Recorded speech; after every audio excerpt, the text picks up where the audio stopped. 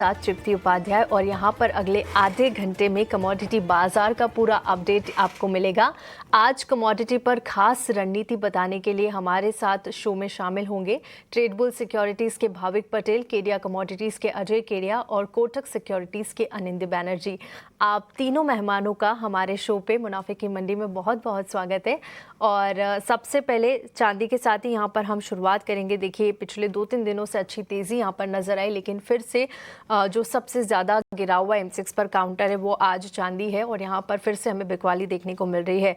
Comics पर भी भाव देखिए 80 से 81 डॉलर की रेंज में यहाँ पर नजर आ रहे हैं और करीब 1.5% से ज़्यादा की कमजोरी इंटरनेशनल मार्केट में है। सिल्वर स्पॉट का भाव 81 डॉलर के करीब पहुँच गया है और अगर MCX पर चांदी की बात करें तो यहाँ पर देख सकते हैं आप करीब 1.5 से 2% की गिरावट है। 2,57,877 के लेवल पर फिलहाल चांदी में कारोबार हो रहा है।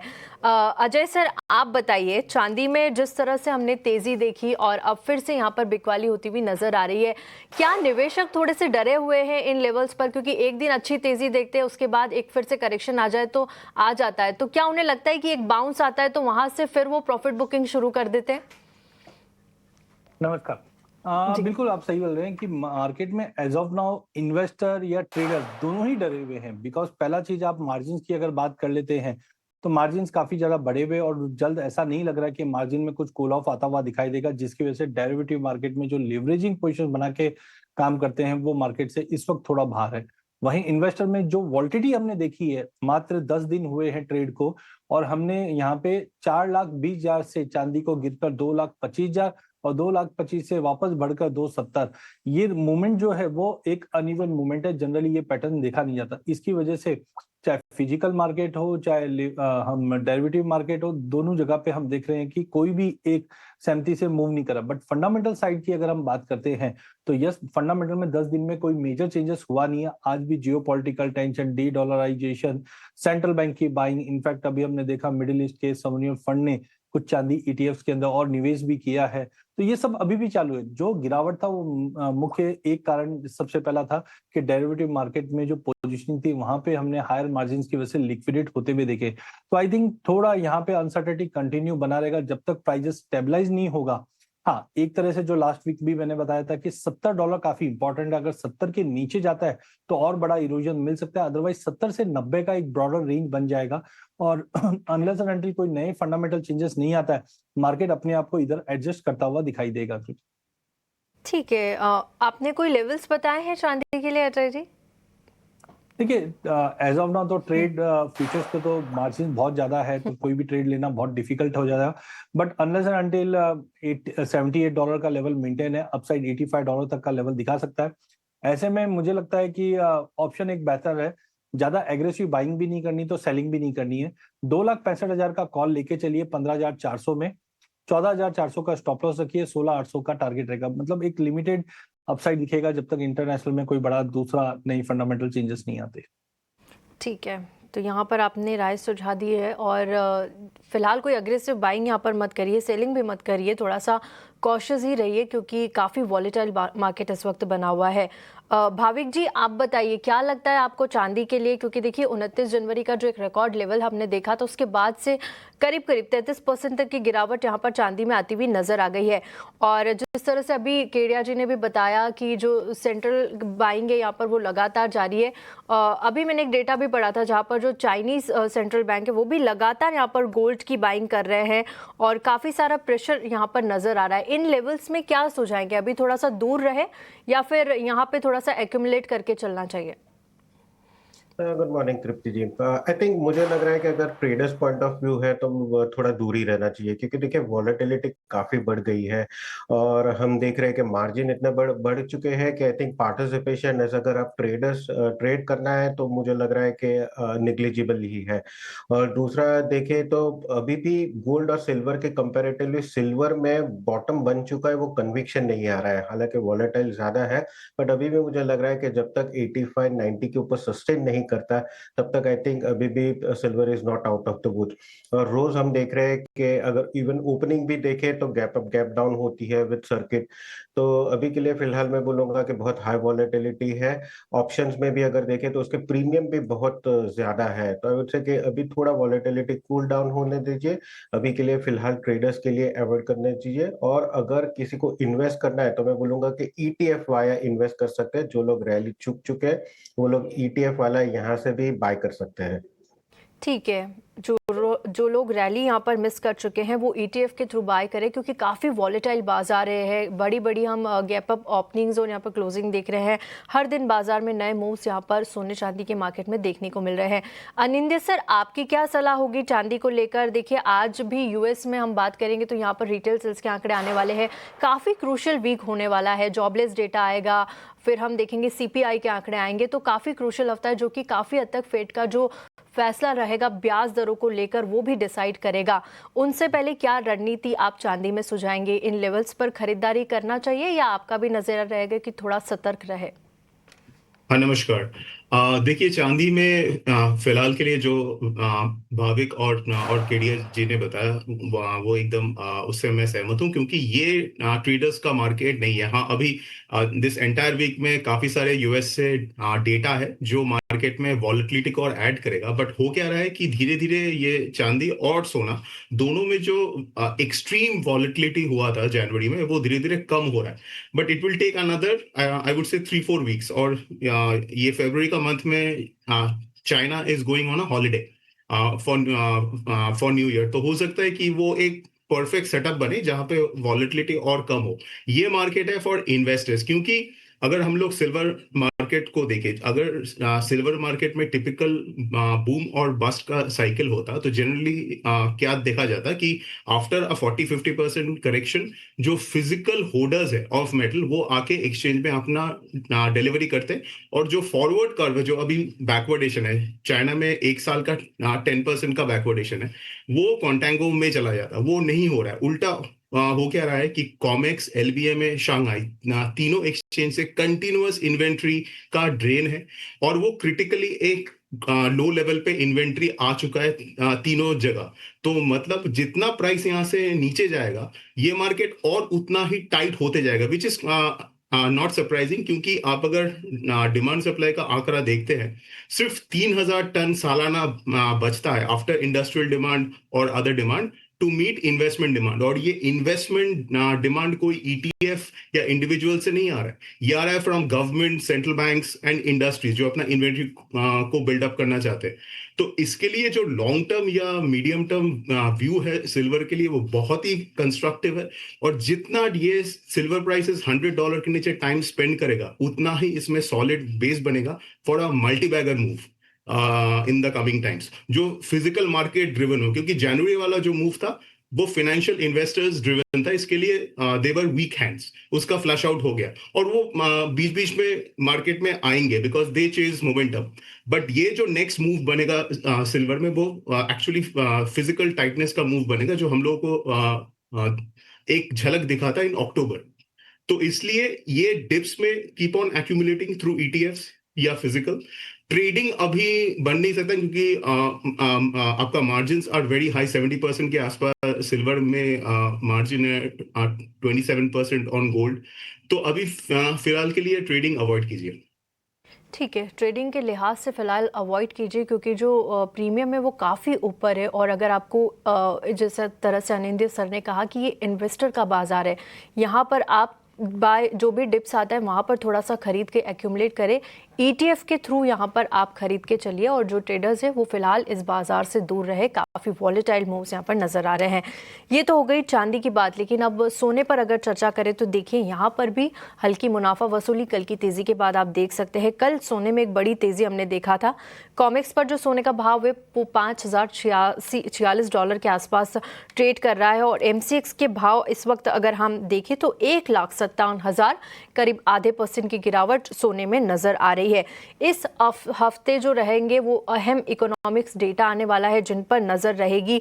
उससे पहले कई बार हमने देखा है कि एक रेंज बाउंड दायरे में कारोबार होता हुआ सोने में दिखता है। वहीं जो है अमेरिकी आर्थिक आंकड़ों से पहले थोड़ा सा जो मेटल मार्केट के निवेशक है वहां पर भी थोड़ी सी अनिश्चितताएं बनी हुई, नॉन फॉर्म पेरोल के आंकड़े, जॉबलेस डेटा, CPI डेटा, तो काफी सारी चीजें क्रूशियल रहेगी सोने के लिए भी।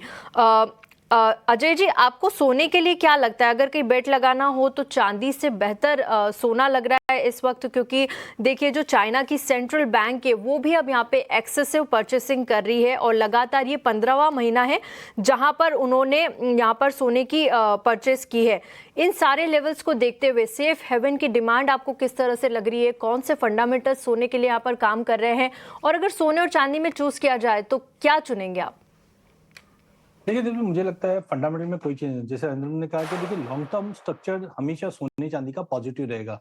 जो लास्ट 3-4 महीने से मैं थोड़ा सा कॉशियस था वो था जिस ढंग से हमने इसमें स्पेकुलेटिव मनी या इनवर्स स्पेकुलेटिव को छोड़ के हम बोलेंगे फाइनेंशियल मनी, बिकॉज 2 साल से इक्विटी मार्केट में पैसा नहीं बन रहा था। एंड कभी भी जो ये मोमेंटम पैसा ये चेंज करता है, रिवॉर्ड कहाँ ज्यादा अच्छा मिल सकता है। हमने क्रिप्टो में करेक्शन आते हुए देखा, प्रॉपर्टी मार्केट स्टैग्नेंट बने हुए हैं, तो कहीं ना कहीं लोगों को सोना चांदी दिखाई दिया और उसी के चलते हमने ये देखा। तो पहला चीज आप समझिए कि जो 2 साल से चीजें चेंज चल रही है वो कोई चेंज नहीं हुई है। आज जियो political front, trade tension, inflation के नंबर अब उम्मीद है 2.7 से नीचे आएगा, लेकिन वहीं यूएस डेट को लेकर कंसर्न्स बने हुए हैं, तो ये सब इन प्लेस है। तो ये जो फॉल आया था, ये स्पेकुलेटिव मनी जो था वो बाहर निकलता हुआ दिखाई दिया। अब सवाल है कि लॉन्ग टर्म, यस अभी भी गोल्ड अच्छा है क्योंकि डी डॉलराइजेशन है। इनफैक्ट हमने देखा चाइना गवर्नमेंट ने फाइनेंशियल इंस्टीट्यूट को वार्न किया है कि उनका जो कंसंट्रेशन यूएस ट्रेजरी में है उसको कम करे। इसका मतलब क्या है? इसका मतलब है कहीं ना कहीं यूएस बॉन्ड में अभी भी गिरावट रहेगी, या हम बोल सकते हैं कि वहां से पोजीशनिंग कम हो रही, तो जाएगा किधर पैसा? वो दूसरे कुछ बॉन्ड्स में जाएंगे या गोल्ड में? तो गोल्ड एज ए सेफ दिख रहा है, बट क्वेश्चन है $5,000 पे ये बाइंग रहेगी नहीं रहेगी, तो अगले 2-3 महीनों में हमको ये ज्यादा क्लियरिटी आएगी। बट हाँ, सवाल अच्छा है कि सोना या चांदी, उसको देखने का सबसे अच्छा तरीका है गोल्ड सिल्वर रेशियो। जनवरी की हमारी रिपोर्ट में हमने क्लियर कट कहा था कि गोल्ड सिल्वर रेशियो 50 के नीचे सस्टेनेबल नहीं है। ड्यूरिंग दिस 28 जनवरी को जो स्पाइक आया था उसमें 4380 का हमने गोल्ड सिल्वर रेशियो में एक लो लगते हुए देखा। अब यहां से ये रिकवर कर रहा है और जनरली इसका जो एक टॉप एवरेजिंग होगा वो $70 से $72 के आसपास रहेगा। इस वक्त ये रेशियो 61 के करीब है, which makes gold cheaper than या अंडर परफॉर्म सिल्वर के मुकाबले। तो यस, आई वुड प्रीफर कि गोल्ड ज्यादा स्टेबल रहेगा एज कंपेयर टू सिल्वर। और हमने देखा भी है कि चांदी 45 से 48% टूट जाती है, लेकिन गोल्ड 22 से 24% ही। तो यस, मुझे लगता है करंट लेवल से गोल्ड अभी भी सेफ है as compare to silver right now. तो I would prefer to be side, अगर हम पकड़े एक को तो गोल्ड ज्यादा अच्छा लगता है। ऐसे में ट्रेड डेफिनेटली थोड़ा सा अवॉइड ही करना चाहिए। बट आई थिंक 1,56,000 का कॉल लिया जा सकता है 5300 रुपए में, 4700 के स्टॉप लॉस है और 6000 का उसका टारगेट रखिए। बट ये मोमेंटम में ही देखिए, कोई बड़ी पोजीशन एज ऑफ नाउ मत बनाइए जब तक कुछ क्लैरिटी और मार्केट में कंस्ट्रक्टिव दिखाई नहीं देता है। ठीक है, सिल्वर के मुकाबले सोना यहाँ पर ज़्यादा मजबूत है और कोई बड़ी पोजीशन यहाँ पर बनाकर मत चलिए क्योंकि अभी भी मार्केट जो है वो वॉलेटाइल है। लेवल्स पे आपको केरिया जी ने बताए हैं, उन लेवल्स का ध्यान रखिए। चलिए आगे बढ़ते हैं और अब स्टील कीमतें हम देख रहे हैं 20 महीने के ऊपरी स्तर पर पहुँच गई है। ये तेज़ी आगे कब तक कायम रहने की संभावना है? क्या फैक्टर्स है इसके लिए? इस पर खास बातचीत के लिए हमारे साथ है बिग मिंट के हेमंत देवांगन। हेमंत जी, बहुत बहुत स्वागत है आपका मुनाफे की मंडी में। मैं तृप्ति बात कर रही हूं और अब स्टील की कीमतों में हम तेजी देख रहे हैं। 2 नवंबर 2024 में 5 साल के निचले स्तर से बढ़कर अब 47,000 रुपये टन पर कीमतें पहुंच गई है। फरवरी की बात करें तो 58,000 से 59,000 रुपये पर टन के भाव यहां पर आए थे। 2025 में स्टील इंपोर्ट 2.9 मिलियन टन रहा था। क्या लगता है आपको, जो कीमतों में 20 महीने के ऊपरी स्तर की बढ़ोतरी यहाँ पर आई है, क्या ये तेजी आगे भी टिकाऊ रहेगी? रिटेल निवेशकों के लिए क्या जोखिम यहाँ पर आप देख रहे हैं और आगे के लिए कौन से लेवल्स आपको आते हुए नजर आ रहे हैं? हाय तृप्ति जी, वेरी गुड मॉर्निंग।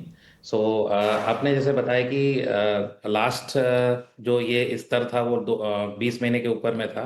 तो अभी अगर हम देखेंगे कीमतें तो लगभग लास्ट ईयर अगर आप देखेंगे तो 57,000 से लेकर ये 47,000 की कीमतों तक आया। तो ये लगभग 10,000 का ड्रॉप था।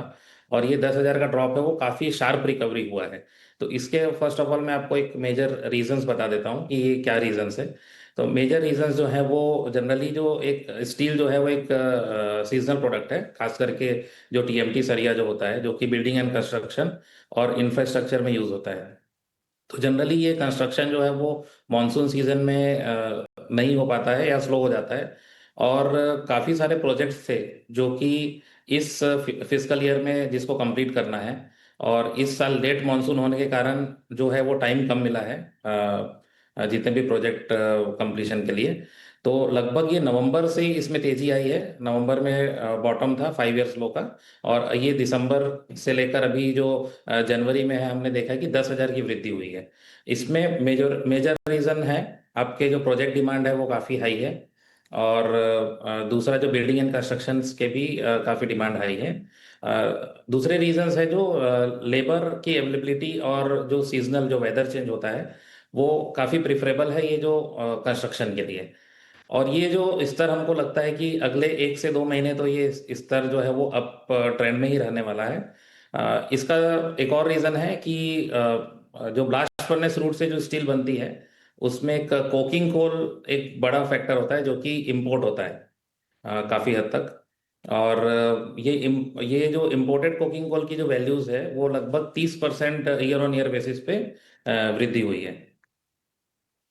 ने अभी कोकिंग कोल की बात की तो सेफगार्ड ड्यूटी और कोकिंग कोल की जो बढ़ती लागत है, ये फैक्टर्स अब स्टील की कीमतों को क्या स्थायी रूप से सपोर्ट देंगे, या जब लागत पर जो प्रेशर है वो कम होते ही कीमतों में हम आगे जाकर फिर से नरमी आते हुए देखेंगे? 1-2 महीने का आउटलुक आपने दिया कि अच्छी तेजी कायम रहेगी, लेकिन अगर पिछले आने वाले 6 से 8 महीनों की बात करें तो किस तरह से आप प्राइजेस को देख रहे हैं? सो तृप्ति जी, इसमें मैं आपको दो पार्ट में बांटूंगा, क्योंकि स्टील मेजर दो प्रोडक्ट्स होते हैं। एक होता है हॉट रोल्ड कॉइल जो कि इंडस्ट्रियल डिमांड में जाता है, और दूसरा होता है टीएमटी सरिया जो कि बिल्डिंग कंस्ट्रक्शन है, इंफ्रास्ट्रक्चर में जाता है। तो जनरली जो सेफगार्ड ड्यूटी का जो इम्प्लीमेंटेशन हुआ है इस ये एक फ्लैट स्टील प्रोडक्ट के लिए है, जो कि एचआरसी हॉट रोल्ड कॉइल की कीमतों में वृद्धि आई है। और ये जो है वो 3 साल की अवधि के लिए गवर्नमेंट ने इम्प्लीमेंट किया है। तो अगर हम देखेंगे कि एचआरसी की कीमतों में भी लगभग 4 से 5 हज़ार की वृद्धि हुई है। तो जब ये सेफगार्ड ड्यूटी 30 दिसंबर को इम्प्लीमेंट हुआ था तभी एचआरसी की कीमतें लगभग 50,000 प्रति टन थी, और अभी ये लगभग 54,000 प्रति टन है जो मुंबई पे ट्रेड हो रहा है। और अभी भी अगर हम देखें कि इम्पोर्टेड एचआरसी जो है वो लगभग 56,000 के आसपास है। तो 2,000 का गैप अभी भी दिख रहा है। अगर 56,000 के ऊपर डोमेस्टिक कीमतें जाती है तो इंपोर्ट वायबल हो जाएगा। दूसरा पॉइंट मैं आता हूँ कि टीएमटी सरिया जो है ये एक सीजनल प्रोडक्ट है जैसे मैंने बताया, और ये दोनों प्रोडक्ट को बनाने के लिए जनरली ब्लास्ट फर्नेस रूट में coking coal is the major contributor, जो कि लगभग 33 से 45% का कॉस्ट कंट्रीब्यूशन रखता है। तो ये जनरली एक बड़ा प्रेशर रहेगा ब्लास्ट फर्नेस मैन्युफैक्चरर्स के लिए कि अगर कीमतें ड्रॉप भी होती है देन अगेन वहाँ पे कॉस्ट कंट्रीब्यूशन उनको देखना पड़ेगा कि क्या निकल के आ रहा है। तो वो बिल्कुल सपोर्ट करेगा कोकिंग कोल की प्रेशर जो है। और सेफगार्ड ड्यूटी जो है वो अगले 3 साल की अवधि के लिए लगा है। तो ये एक परमानेंट आप बोल सकते हैं कि पॉलिसी शिफ्ट है। ठीक है, एक पॉलिसी शिफ्ट है और स्थायी रूप से भी यहाँ पर आगे जाकर ये कीमतों को सपोर्ट कर रहा है। लेकिन जिस तरह से 20 महीने की ऊंचाई पर कीमतें पहुँच गई है, क्या इस बढ़ोतरी के बाद एक अहम सवाल ये भी उठता है कि स्टील शेयरों में अभी और तेज़ी आने की गुंजाइश है, या फिर जो डिमांड है उसमें अगर कमज़ोरी आती है तो आगे जाकर ये जो रैली चल रही है इस पर भी ब्रेक लगता हुआ दिखेगा? तो तृप्ति जी, स्टील शेयर्स और स्टील प्राइसेस का कोरिलेशन, बीइंग हम प्राइस रिपोर्टिंग एजेंसी है, we are very neutral to the industry. But हम लोग जो टेक्निकल टर्म्स में इसको निकालते हैं that is EBITDA per tonne. So जितने भी मैन्युफैक्चरर्स है लाइक स्टील अथॉरिटी ऑफ इंडिया लिमिटेड, टाटा स्टील, जेएसडब्ल्यू, जेएसपीएल, तो ये जो लिस्टेड कंपनीज हैं वो अपने क्वार्टर रिजल्ट निकालती है और उससे इबिटा पर टन कैलकुलेट होता है, जो कि लास्ट क्वार्टर में 5,000 से लेकर 13,500 के रेंज में था। फॉर श्योर ये इबिटा पर टन वैल्यूज जो है वो बढ़ेगी Q4 के जब भी रिजल्ट आएंगे, क्योंकि प्राइस रियलाइजेशन जो है that is better than the cost, input cost. तो बिल्कुल वो EBITDA पर टन बढ़ेगा, बट मैं शेयर के वैल्यूएशन पे या फिर शेयर के अप ट्रेंड के लिए मैं कुछ आपको टिप्स नहीं दे सकता, being neutral in the industry. बिल्कुल बिल्कुल हेमंत जी, हम फंडामेंटल्स ही जानना चाहते थे। जिस तरह से आपने बोला कि अब कामकाजी मुनाफे पे थोड़ा सा असर तो देखने को मिलेगा यहाँ पर, जिस तरह से कीमतें ऊंची होती हुई नज़र आ रही है। चलिए, आपका बहुत बहुत शुक्रिया हमारे साथ जुड़ने के लिए और इस तमाम चर्चा के लिए। शुक्रिया सर। धन्यवाद। आप जहां पर लगातार हम आपको कमोडिटी मार्केट का अपडेट दे रहे हैं। चलिए, अब जनवरी एमफी का डेटा भी आ गया है, एक बार फटाफट से नज़र डाल लेते हैं। नेट इनफ्लो देखिए यहाँ पर 28,000 से घटकर 24,029 करोड़ रहा है मंथ ऑन मंथ बेसिस पर। लेकिन एसआईपी इनफ्लो की अगर बात करेंगे आप यहाँ पर, तो बिना बदलाव के 31,002 crore month on month basis पर तिमाही आधार पर यहाँ पर एसआईपी का इनफ्लो आता हुआ नजर आया। लेकिन एक important data, gold ETF fund inflow देखिए यहाँ पर जबरदस्त बढ़ोतरी नजर आई। 11,647 करोड़ रुपए से बढ़कर 24,040 करोड़ मंथ ऑन मंथ यहाँ पर गोल्ड ईटीएफ फंड इनफ्लो रहा है। अनिंद्य जी, आपकी और भाविक जी की राय रह गई थी गोल्ड को लेकर। अनिंद्य जी, सबसे पहले आप बताइए। देखिए, अब एमफी के आंकड़े आ गए हैं और गोल्ड फंड ईटीएफ में भी देखिए जबरदस्त उछाल यहाँ पर देखने को मिला। 11,647 करोड़ रुपए से बढ़कर 24,040 करोड़ का एक बड़ा नंबर यहाँ पर आया है। गोल्ड को आप किस तरह से देख रहे हैं? आप क्या लेवल्स आपको आने वाले दिनों में लग रहे हैं गोल्ड के लिए? देखिए, सोना एक मॉनेटरी मेटल है, अनलाइक सिल्वर जो इंडस्ट्रियल भी है। तो यहाँ पे गोल्ड का जो मेजर स्ट्रक्चरल फैक्टर है वो है डी डॉलराइजेशन। मतलब गोल्ड जो डॉलर को रिप्लेस कर रहा है in the central bank reserves, जो ऑलरेडी कुछ हद माने काफी हद तक कर चुका है और भी बाकी है, एंड विद द इंस्टीट्यूशंस का जो पोर्टफोलियो है। तो गोल्ड का जो लॉन्ग टर्म व्यू है in dollar terms, it is very positive. तो इसके लिए जो ईटीएफ्स में हम लोग एक्यूमुलेशन देख रहे हैं या सब्सक्रिप्शन देख रहे हैं, वो आगे भी चलता रहेगा। क्योंकि एक ईटीएफ एक अच्छा अपॉर्चुनिटी है, एक अच्छा व्हीकल है, क्योंकि वो जो गोल्ड और सिल्वर इन्वेस्टमेंट्स को फाइनेंशियलाइज किया है। और वो जो इन्वेस्टर्स है, जो रिटेल इन्वेस्टर्स है, उनके लिए एक एवेन्यू क्रिएट कर दिया कि वो लोग यहाँ पे एसआईपी कर पाए। क्योंकि फिजिकल मार्केट में क्या होता है, आप एवरी वीक नहीं जा सकते क्योंकि एक लॉजिस्टिकल प्रॉब्लम है। तो ये जो एक हुआ है कि आपके डीमैट के थ्रू आप इन्वेस्ट कर सकते हो ये regularly in gold and silver, ये सबसे बड़ा एक एडवांटेज ऑफ द ईटीएफ। तो I think ETF will continue to see large inflows. बिल्कुल, तो यहाँ आगे जाकर भी आप ईटीएफ में बड़े इन्वेस्टमेंट और देखेंगे अच्छे नंबर्स यहाँ पर ईटीएफ के लिए भी आ रहे हैं लगातार। चलिए आगे बढ़ते हैं, कच्चे तेल और एनजी की बात कर लेते हैं। भाविक जी, आप बताइए, काफ़ी सारे फैक्टर्स, जो ज़्यादातर फैक्टर्स है वो जियोपॉलिटिकल टेंशन ही यहाँ पर है यूएस और ईरान के बीच, जिससे कच्चे तेल में थोड़ा सा दबाव यहाँ पर नज़र आ रहा है, क्योंकि कोई कॉन्क्रीट बातचीत या डेवलपमेंट्स होते हुए अभी फिलहाल नहीं दिख रहे हैं। आज की बात करें तो देखिए करीब आधे % से ज़्यादा की तेज़ी के साथ 5,818 के लेवल में कच्चे तेल में कारोबार हो रहा है। वहीं एक ऐसा काउंटर नेचुरल गैस काफ़ी वॉलेटाइल और काफ़ी बड़े मूव्स यहाँ पर भी दिखते हैं। अगर तेज़ी दिखती है तो 14 से 15% गिरावट आती है, तो वो भी 10 से 12% की दिखती है। फिलहाल आज देखिए 2% से ज़्यादा की गिरावट है और 281 के लेवल पर कारोबार हो रहा है। जल्दी से एक क्विक राय आप एनजी और क्रूड पर रखिए। देखिए, नेचुरल गैस में हर उछाले पे बिकवाली ही की राय है। तो 285 का जो पुट ऑप्शन है वो बेहतर रहेगा इंट्राडे ट्रेड करने के लिए। 18 पे बाय कर सकते हैं 25 के टारगेट के लिए, और 15 का स्टॉप लॉस रहेगा। कच्चे तेल में मुझे लग रहा है अभी भी 5600 के नीचे नहीं जाता है तब तक बाहर डेप्स रखनी चाहिए। तो आज के दिन 5800 का जो कॉल ऑप्शन है वो बेहतर रहेगा। 160 के करीब बाय कर सकते हैं 230 के टारगेट के लिए, और 135 का स्टॉप लॉस रहेगा। ठीक है, यहाँ पर आपने कॉल ऑप्शन दिया 5,800 के लेवल पे 160 के प्रीमियम पे आप लीजिए, टारगेट 230, स्टॉप लॉस 135, और एनजी पर भी आपने राय दे दी। केडिया जी, आपको क्या लगता है कच्चे तेल और एनजी पर क्या सलाह होगी आपकी? मुझे लगता है जिस दिन से ईरान का इशू अभी तक सलटा नहीं है, मुझे लगता है प्राइजेस एलिवेटेड लेवल्स पे टिके हुए रहेंगे जब तक ये 6,000 के ऊपर नहीं जाता है। तो टाइमिंग 5750 पे लेके चलिए, 5650 का स्टॉप लॉस रखिए, और 5900 का टारगेट रहेगा। ऑप्शन में भी 5800 का कॉल ले सकते हैं 260 के टारगेट के लिए। लेकिन एनजी की सीजनैलिटी अब वार्म वेदर में पलट गई है और यहाँ पे और बड़ी गिरावट बढ़ सकती है। टाइमिंग जब तक 270 का लेवल तोड़ता नहीं है मार्केट, 270 से 300 के बीच में ही है, बट आने वाले टाइम में ये 220 230 तक की भी तैयारी करा, अगर एस्केलेशन कोई नहीं बढ़ता तो 286 पे बेचिए, 292 का स्टॉप लॉस और 275 का टारगेट रहेगा नेचुरल गैस के अंदर। ठीक है, यहाँ शॉर्ट की सलाह एनजी पर आपने दी है। 286 के लेवल पे बेचिए, 292 का ऐसे लगाई, टारगेट 275 का रखिए। चलिए, यहाँ पर हमें समय की पाबंदी है तो मुनाफे की मंडी को यहीं समाप्त करना होगा। अनिंद्य जी, केडिया जी और भाविक जी, आप तीनों का बहुत बहुत शुक्रिया हमारे साथ जुड़ने के लिए और तमाम कमोडिटी